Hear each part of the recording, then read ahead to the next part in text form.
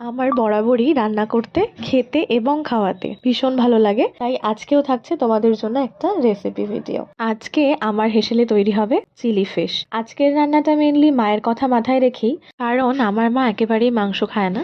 তাই আজকের রান্নাটা ডেডিকেটেড টু মা।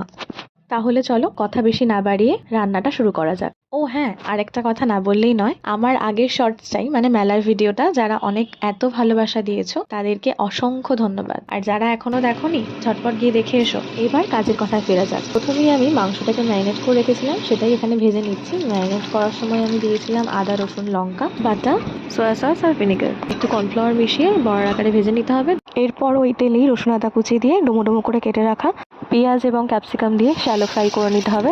ভিনিগার, সয়া সস আর টমেটো কেচাপ একসাথে মিলিয়ে মিশ্রণটা দিয়ে দিতে হবে কড়ায়। তারপরে ওটা একটু ভালো করে নাড়াচাড়া করে ওর মধ্যে ভেজে রাখা পকোড়াগুলো দিয়ে নামিয়ে নিয়ে রেডি হয়ে যাবে চিলি ফিশ। চিলি ফিশের সাথে বানিয়ে নিয়েছিলাম এগ ফ্রাইড রাইসও, সেটার ভিডিও অন্য একদিন শেয়ার করা যাবে। রান্না হয়ে গেছে কমপ্লিট, তবে এবার জেনে নেওয়ার পালা রিভিউটা। সকলের তো খেয়ে ভালোই লেগেছে, আমারও বেশ ভালো লেগেছে। তবে যার জন্য বানানো তার রিভিউ নেওয়া হয়নি, কারণ আমার মা একটু ক্যামেরা শাই। তো তোমরাও বাড়িতে বানিয়ে অবশ্যই খেয়ে জানিও।